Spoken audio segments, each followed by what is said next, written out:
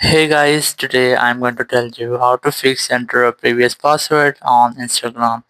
If you're using Instagram and you're having this type issue that you have to enter a previous password to use Instagram, so let's see how can you fix that issue.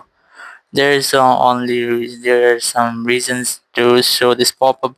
The very first reason is that this is only for security purpose. So if you have remembered your previous password, so you must have to enter here, and this problem will be easily fixed. But sometimes it might be that there's any update available of your app and your app will not be start up. So let's see how can you fix that issue. You have to easily update your application, and then you can easily use your Instagram app. So you must have to open up your app store or play store, and here go for search, and simply search for Instagram. Once you have searched, you will get the Instagram application. Here you have to make sure that you haven't any update available here. If you have any update, so you must have to download and install that update. Just tapping on the update option.